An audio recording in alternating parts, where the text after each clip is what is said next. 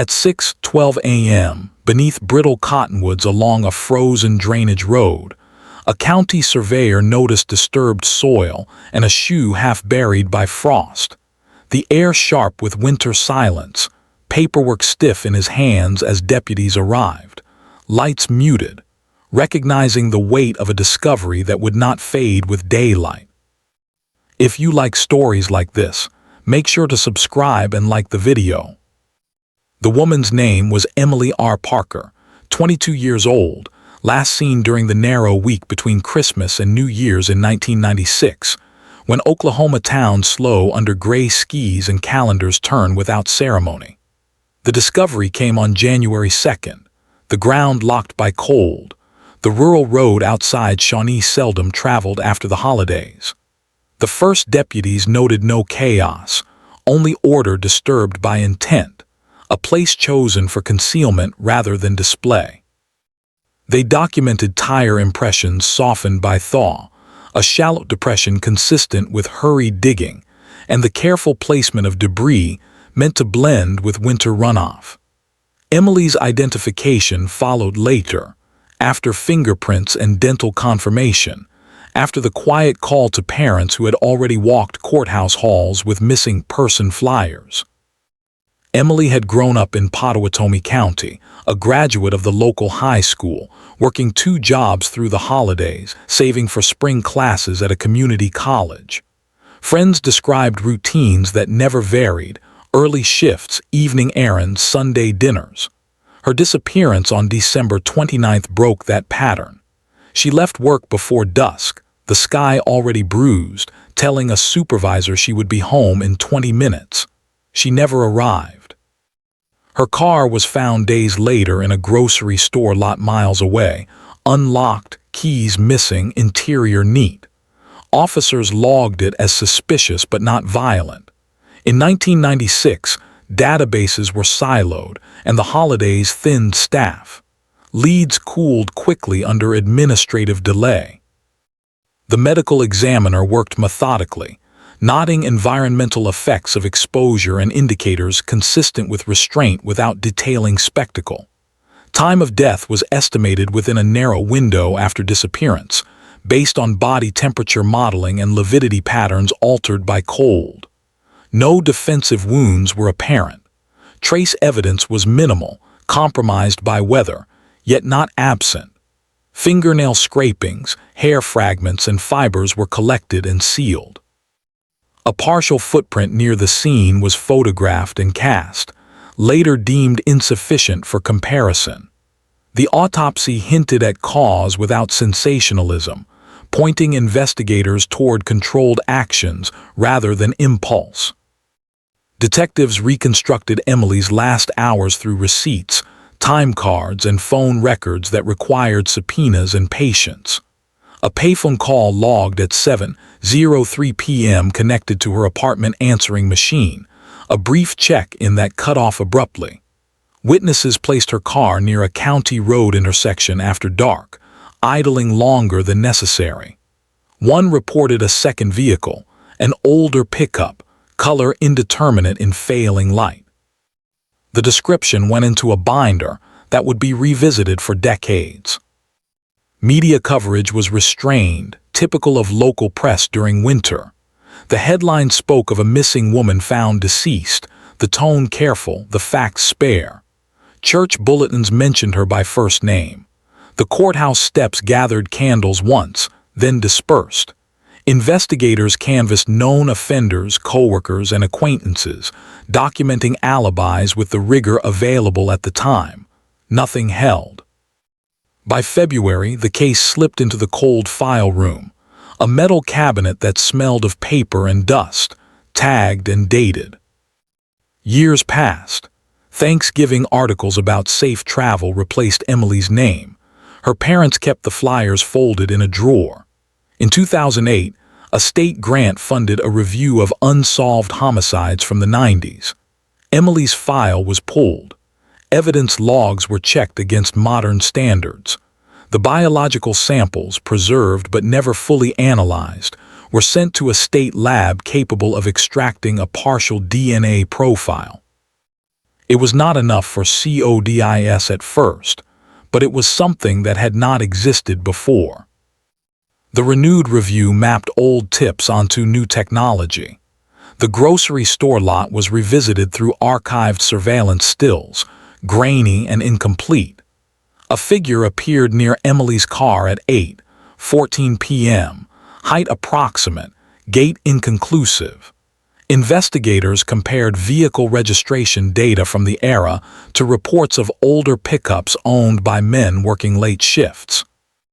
One name surfaced repeatedly in ancillary reports from 1996, not as a suspect, but as a witness who had placed himself near the intersection that night. His name was Thomas K. Reed, then 35, a seasonal delivery driver living outside town. In 1996, Reed had volunteered information about a stalled truck, a helpful posture that earned no scrutiny. By 2008, his record included unrelated arrests, none violent, and a job history that aligned with late-night routes. Detectives requested a voluntary interview. Reed declined lawfully through counsel. That refusal was noted, not judged. In 2014, genealogical DNA databases began solving cases elsewhere. Oklahoma statutes permitted submission under strict guidelines. Emily's partial profile was uploaded. Months passed without a hit. Then a distant familial match appeared, weak but suggestive, pointing to a line connected to Reed's maternal side. Investigators built a family tree using public records, obituaries, and census data. The tree narrowed. A warrant was sought for discarded DNA, obtained from a cup Reed left at a convenience store. The lab comparison took weeks. The match came back strong. The probability was not ambiguous. Detectives corroborated before acting, rechecking timelines, re-interviewing witnesses now gray-haired, reopening storage boxes of photographs and reports. The pickup described in 1996 matched a vehicle Reed owned then, sold years later. Fuel receipts placed him off route the night Emily vanished. A coworker remembered a late return after New Year's, unusual and unexplained. Reed was arrested quietly in 2019, without spectacle, at his home off a two-lane road. The affidavit read like a ledger, dates and facts aligned. In court, the evidence held. Defense motions tested chain of custody and database ethics, but the judge ruled within precedent. Reed pleaded not guilty, then later accepted a plea that acknowledged the weight of proof without theatrics. He received a life sentence with parole eligibility set beyond practical reach. The community reacted with a subdued shock. There were no marches, only a brief vigil in winter air. Emily's parents attended sentencing, older now, hands folded. The courthouse files were closed and stamped. The cold case cabinet gained an empty space. Snow fell that night, ordinary and unremarkable, covering roads that had once carried a young woman home and did not. The renewed investigation moved slowly, guided by caution learned from years of stalled promises. Detectives understood that reopening a case meant revisiting mistakes without accusing the past. They cataloged every prior report, noting gaps created by holiday staffing shortages and technology limits of the era. Weather logs from December 1996 were retrieved, confirming overnight freezes and midday thaws that explained why impressions softened and evidence degraded. These details mattered now because defense would later argue contamination, and the state prepared answers grounded in record rather than opinion. Emily Parker's timeline was reconstructed minute by minute. Her time card showed a 5:41 p.m. clock out. A receipt placed her at a gas station at 6:02 p.m. where she bought coffee and a candy bar. The clerk remembered nothing beyond routine, but the transaction anchored movement. Traffic studies from the county engineering office estimated travel times on winter roads, factoring reduced speed after dark. The payphone call at 7:03 p.m. aligned with a stop near a closed diner, a place where drivers once paused before heading home. Investigators marked the spot on a map with fading ink. The grocery store lot where Emily's car was found had been plowed overnight after her disappearance. Maintenance logs confirmed salt application that would have erased trace marks. In 1996, officers searched the vehicle with gloves and care, but without modern swabbing protocols. Still, fibers were collected from the passenger seat, later identified as generic upholstery, common and unhelpful. The steering wheel showed no foreign prints beyond Emily's partials. The absence suggested compliance or control, an inference treated carefully, not conclusively. Witness memory, fragile after years, was approached with discipline. Interviews were recorded anew, with questions limited to previously documented statements to avoid suggestion. The man who had seen a second vehicle at the intersection recalled headlights and height, nothing more. His consistency across decades strengthened credibility. Another witness, a volunteer firefighter, remembered assisting a stalled pickup weeks later and noted the driver's impatience in cold weather. The name was Thomas Reed. The note had been buried in an ancillary report. Reed's background was examined without assumption. Employment records showed seasonal contracts that placed him on county roads at irregular hours. His residence history mapped a series of rentals near highways, convenient for deliveries. Phone records from 1996 were incomplete, stored on microfilm, but billing statements confirmed gaps during the window when Emily disappeared. Investigators did not overstate the significance. Gaps were common. They built the case on accumulation, rather than any single anomaly. The forensic work advanced incrementally. The partial DNA profile extracted from Emily's evidence had degraded markers, but analysts improved amplification methods by 2012. Quality control logs showed repeated validation. When genealogical searching produced a distant match, the team paused to seek legal guidance. Oklahoma required warrants and judicial oversight. An affidavit outlined necessity, minimization, and scope. Approval came with conditions that were followed meticulously, anticipating scrutiny. The family tree analysis consumed months. Public records were cross-referenced with burial notices and marriage licenses. Names repeated across counties, requiring careful elimination. Reed's maternal line emerged not as a shortcut but as the most parsimonious explanation. Investigators sought independent corroboration before approaching him. Surveillance was limited to public spaces, documenting routine.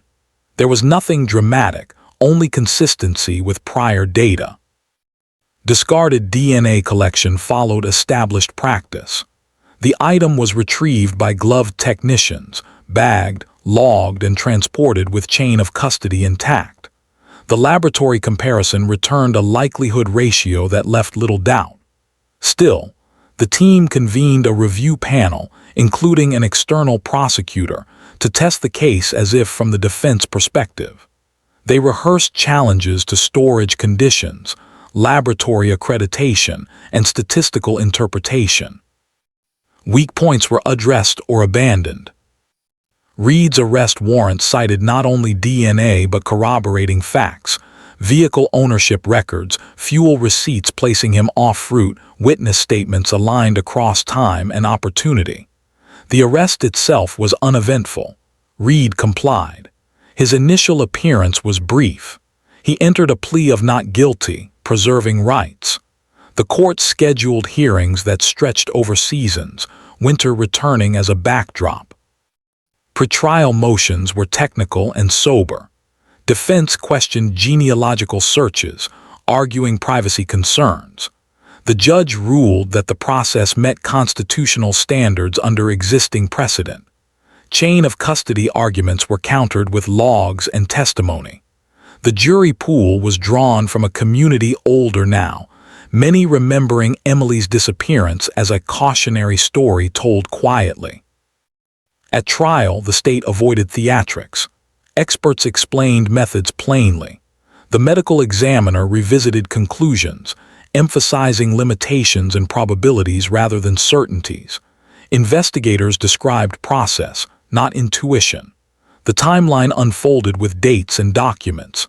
The defense cross-examined rigorously, highlighting gaps from 1996. The state acknowledged those gaps, arguing that time had eroded some answers but not the core truth supported by modern evidence. After days of testimony, Reed's counsel requested a recess. Negotiations followed. A plea agreement was reached that spared the family a verdict spectacle. Reed admitted responsibility in a formal allocution that avoided detail. The judge accepted the plea, noting the gravity and the years elapsed. Sentence was imposed according to statute, with parole eligibility distant. The aftermath was quiet. There were no press conferences beyond a brief statement thanking the lab and reminding the public of patience. Emily Parker's name appeared once more in local papers, then receded. Her parents donated the reward fund to support cold casework. The file was archived again, this time with a resolution tab. Winter passed, and with it, a measure of uncertainty that had lingered since 1996. For investigators who remained, closure carried responsibilities. Evidence was inventoried for long-term retention in case of appeal. Digital files were mirrored and checksummed. The courthouse basement, once a place of cold shelves and handwritten labels, now held scanned records accessible with a search. Training sessions used Emily Parker's case to illustrate persistence without presumption. Younger detectives learned how seasons affect scenes, how holidays thin responses, how patience can outlast noise.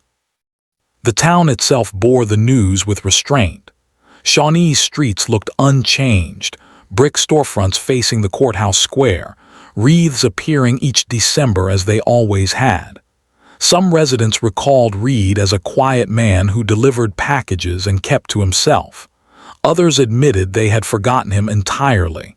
Memory, like evidence, fades unless preserved deliberately.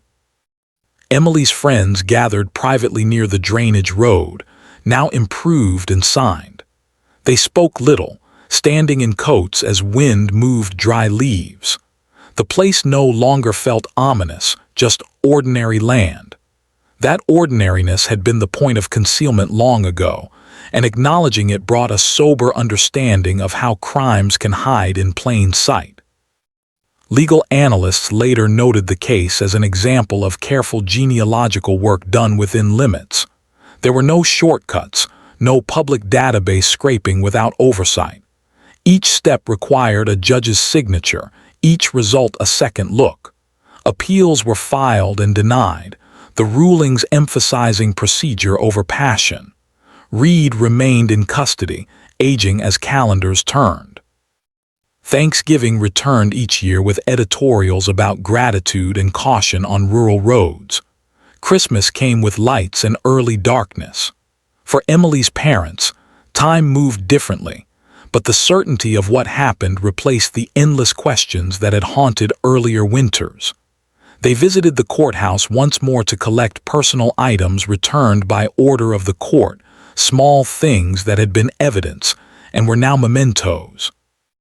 In law enforcement offices, the empty slot in the cold case cabinet served as a reminder that resolution is possible without spectacle. It required records kept clean, science applied humbly, and communities willing to let facts speak.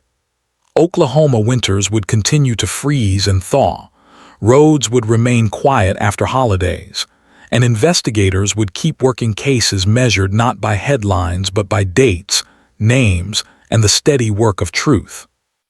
The final administrative steps took months. Victim services confirmed notifications. Property logs were signed. A final summary memo closed with the date and a plain sentence stating the case status. There was no flourish. That restraint matched the investigation's tone from start to finish. For the broader audience that followed the story years later, the lesson was not about novelty but endurance. Evidence waits, paper survives, science advances, Communities age. The calendar turns from Thanksgiving to New Year, again and again, and sometimes answers arrive long after hope has learned to live quietly. Emily Parker's case ended not with a dramatic revelation but with a lawful conclusion, a record corrected, and a town allowed to move forward without forgetting. That balance between memory and movement defined the resolution. It honored procedure, respected limits, and delivered accountability measured in years rather than moments. In the end, the shock was not noise but recognition, a community seeing that careful work, done patiently through many winters, can still reach the truth.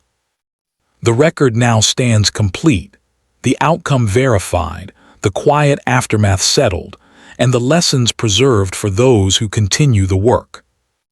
Time passes, files close, and responsibility remains, steady and unadorned through seasons and years, without fanfare or excess.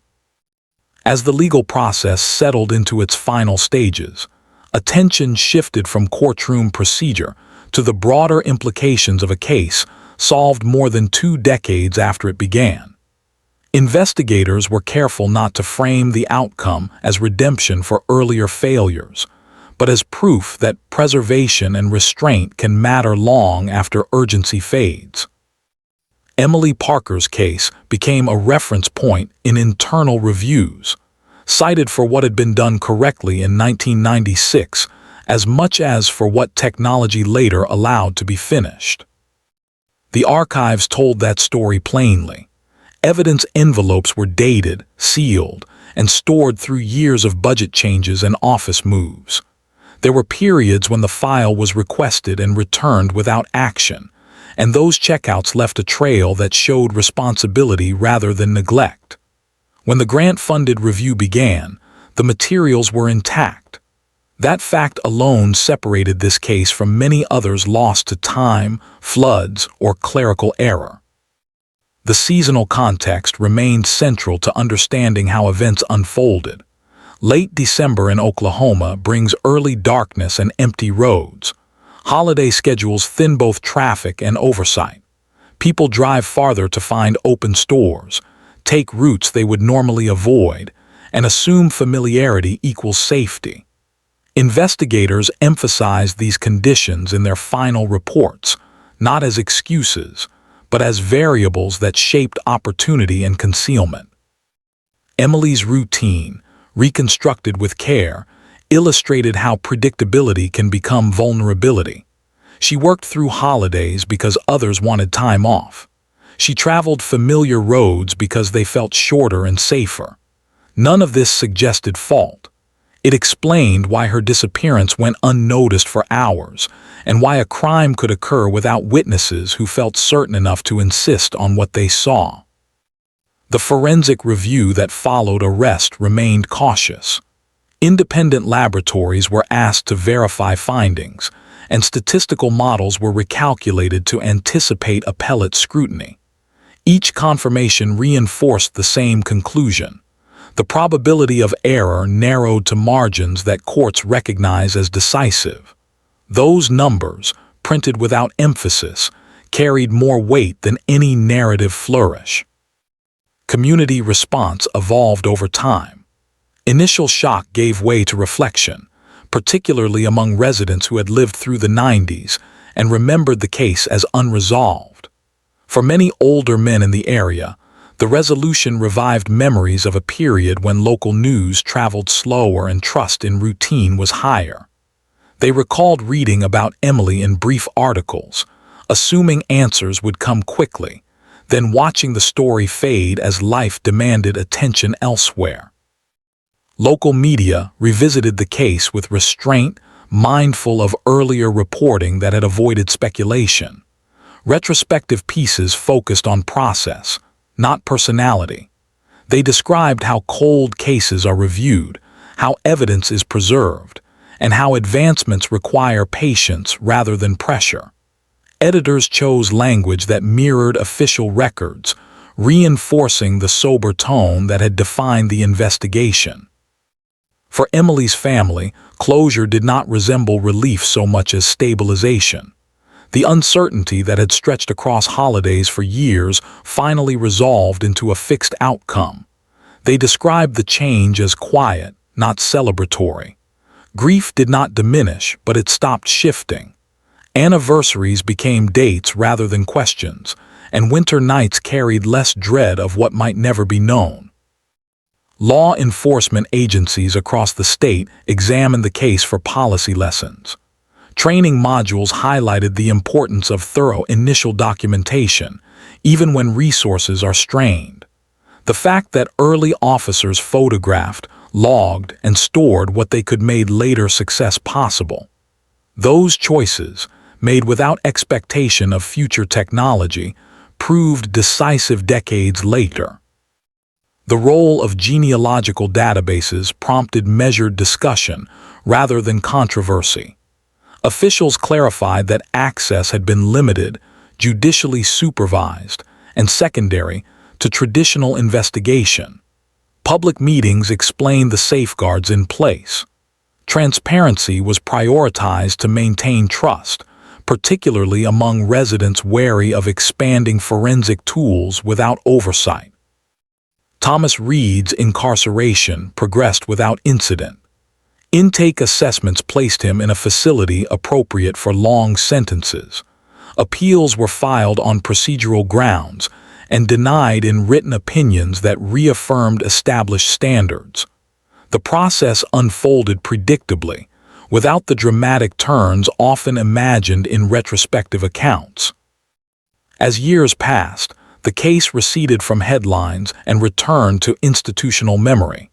It remained cited in conferences and workshops, less for its resolution than for its longevity.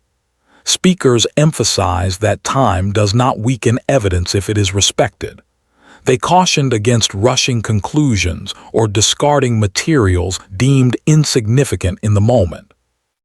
The physical landscape where Emily was found changed gradually. The drainage road was improved, signage added, and nearby land developed for light agriculture. Snow still settled there each winter, and frost still lifted and fell with the sun. Those changes did not erase the past, but they underscored how ordinary places can carry extraordinary histories unnoticed. In the courthouse, the file was relocated from active storage to resolved archives. A final audit confirmed completeness. Digital backups were created, indexed, and secured. The closing notation included no commentary, only dates and outcomes. That restraint reflected the philosophy guiding the case from reopening to conclusion. Public memory adapted in similar fashion.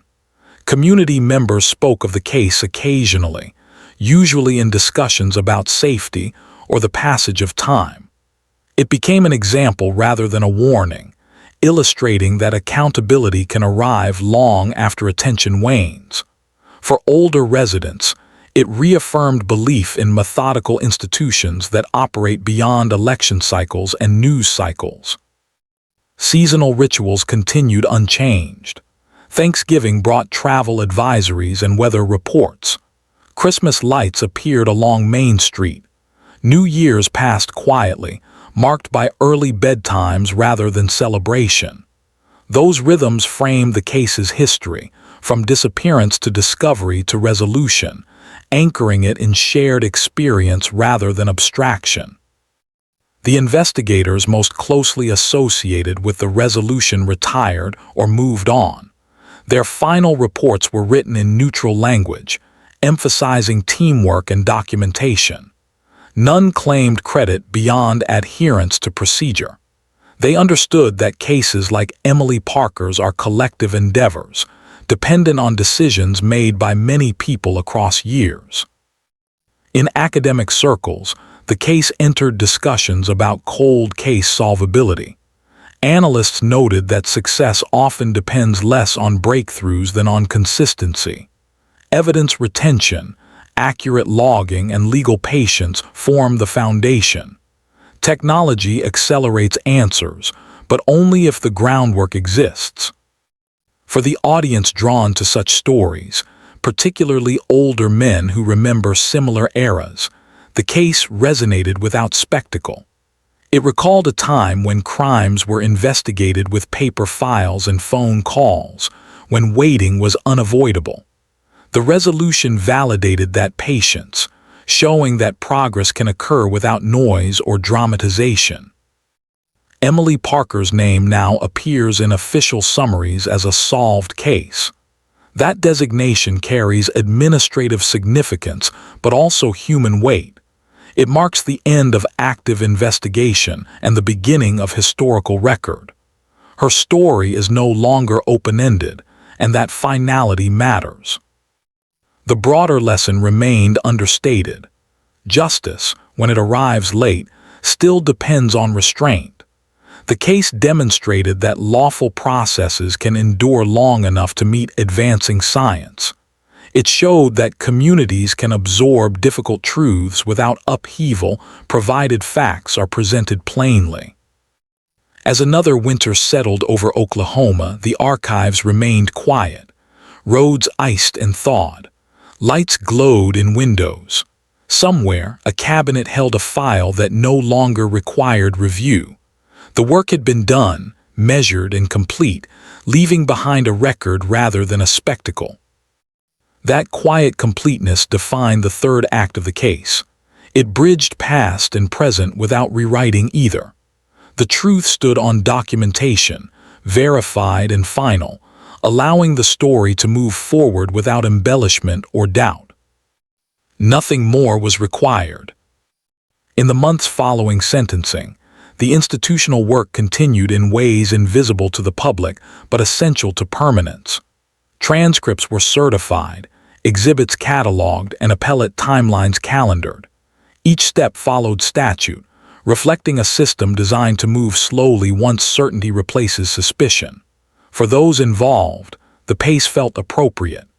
There was no urgency left to justify haste, only the obligation to ensure the record would withstand time as well as scrutiny. Victim services coordinated final notifications, contacting relatives who had moved away over the years. Addresses were confirmed, letters sent, calls placed. The language was careful, factual, and restrained, mirroring the tone that had defined the case since its reopening. No promises were made beyond what the court had ordered. The certainty itself was the message. Emily Parker's personal effects, long held as evidence, were released by court order. Items were inventoried twice, photographed, and returned in plain boxes. The process took weeks, slowed by verification requirements meant to prevent error. For the family, the return marked an end to waiting rooms and signatures.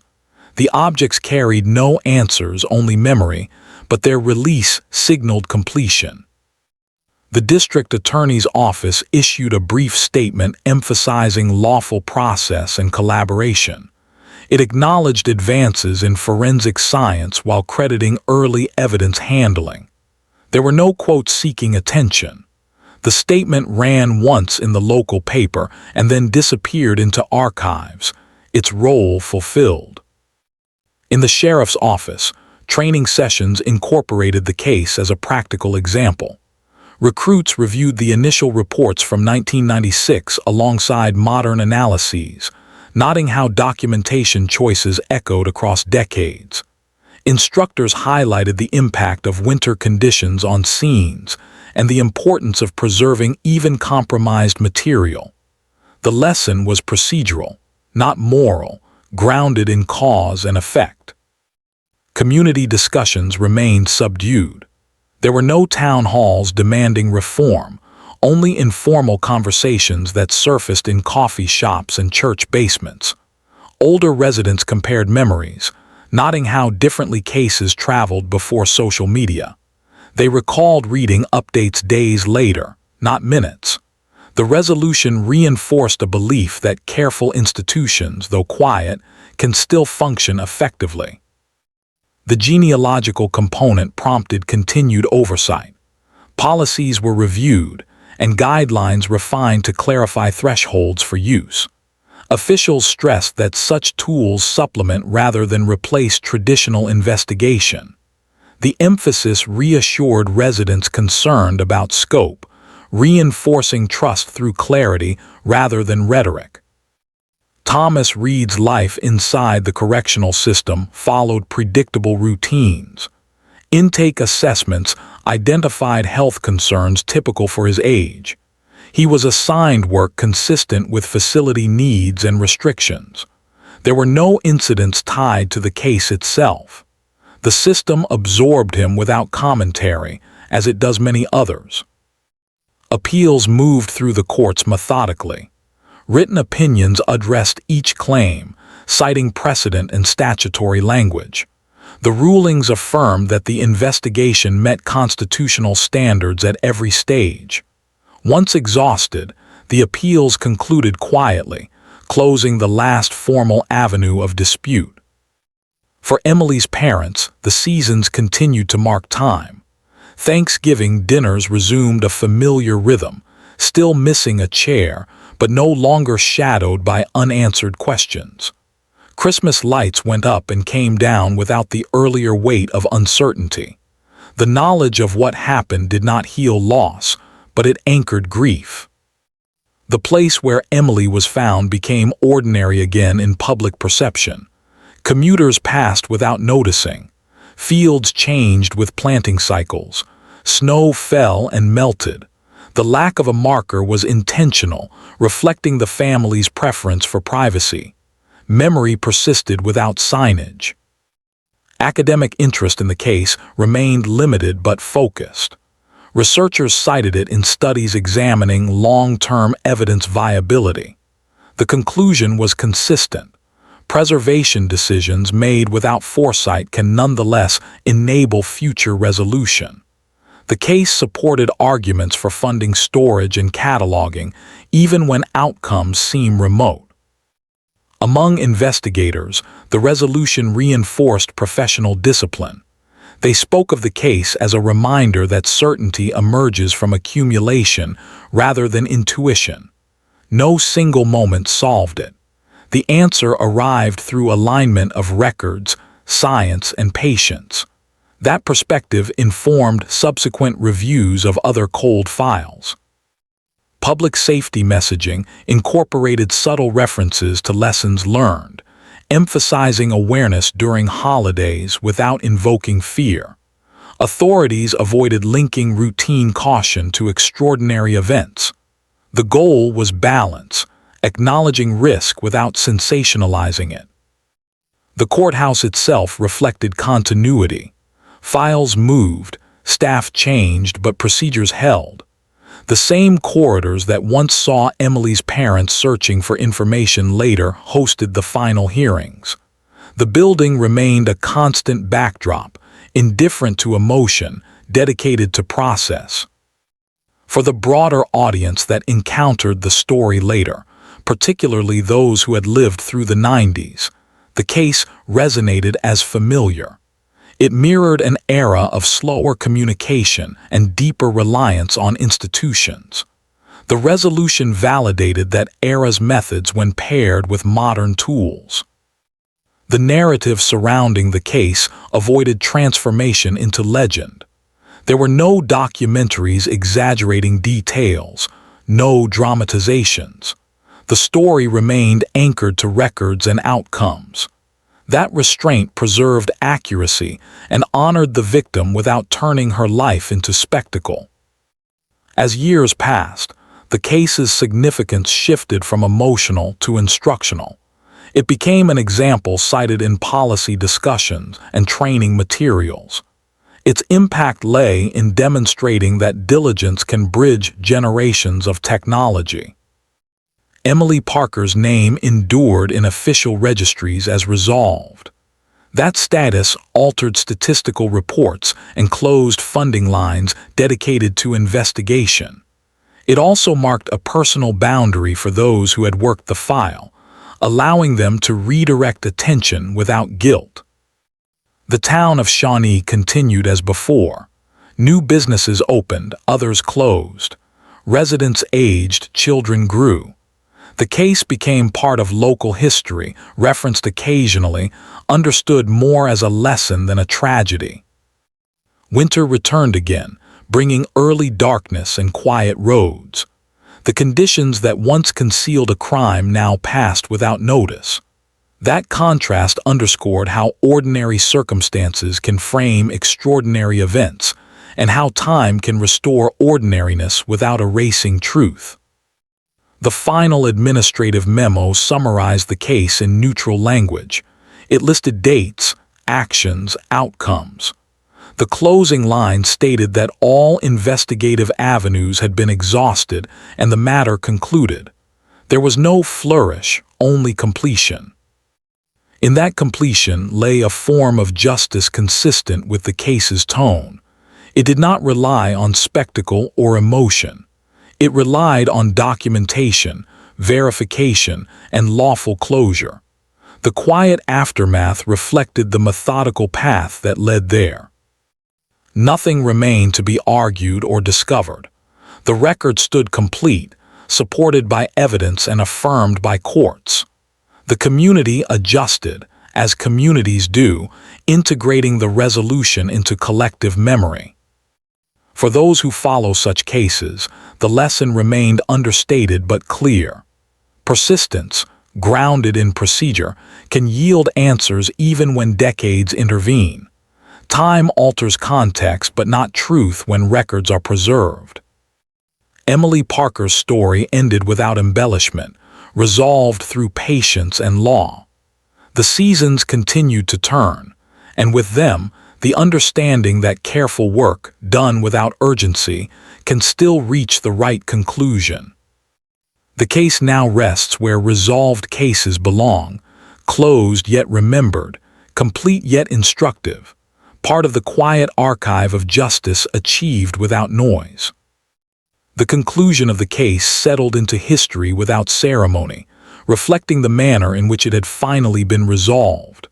Records were finalized, cross-referenced, and stored under long-term retention policies designed to outlast personnel and administrations.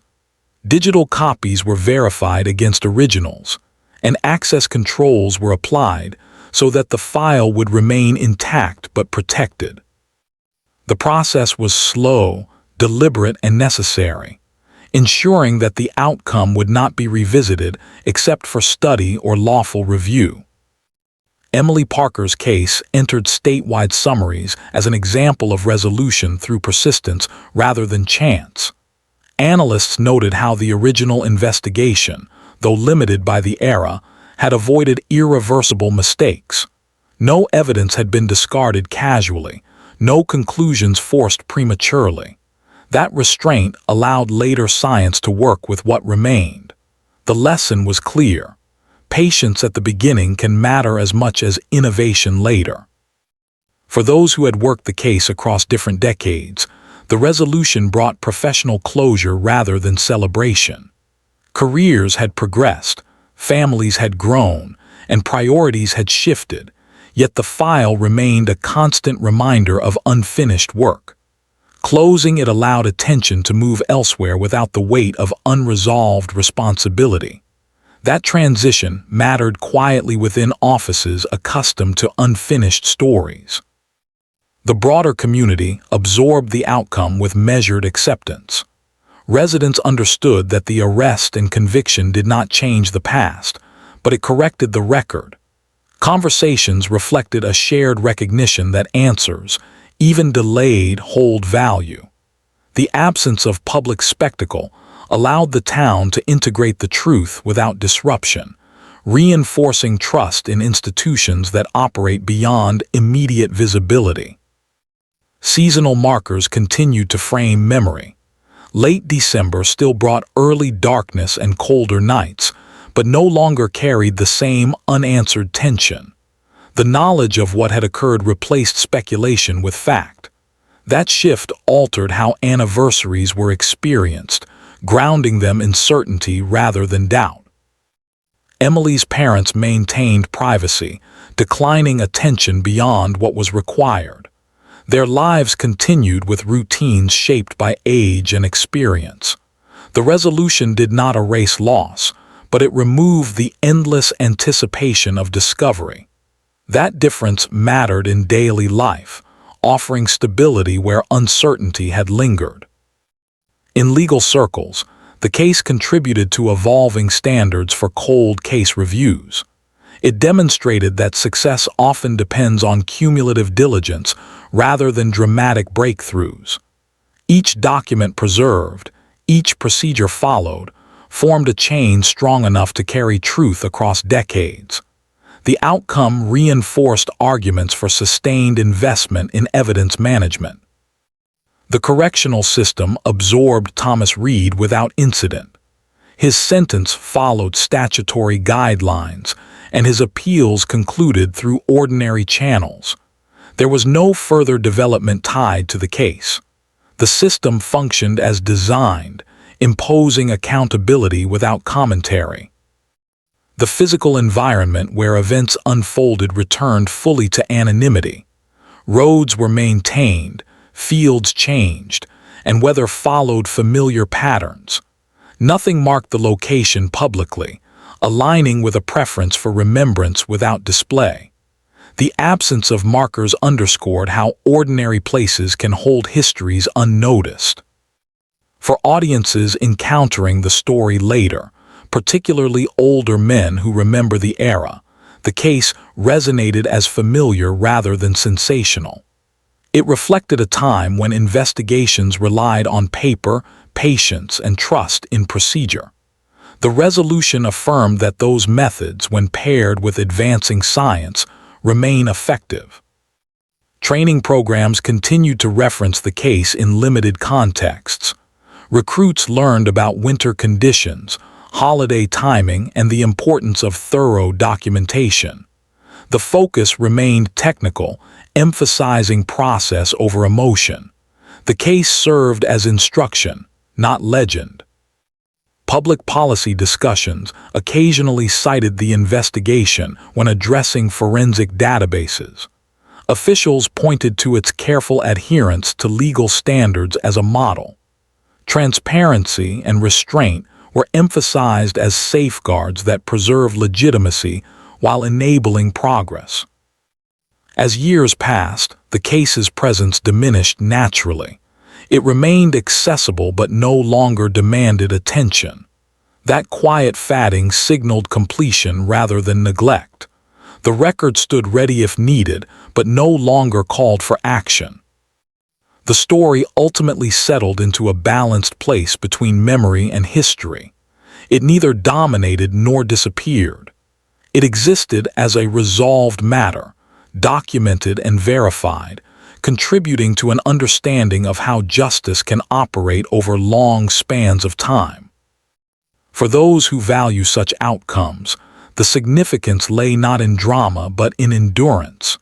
The investigation showed that careful work, preserved faithfully, can bridge generations. It demonstrated that answers may arrive long after hope has adjusted, and that lawful process can still deliver clarity. Emily Parker's name remains associated with a case that reached conclusion through method rather than momentum. That association honors her without exaggeration, grounding remembrance in fact. The resolution allowed her story to end with accountability rather than uncertainty. The seasons continue to turn, as they did when the case began and when it ended. Thanksgiving gives way to winter, Christmas passes quietly, and a new year arrives. Those cycles frame the narrative without altering its truth.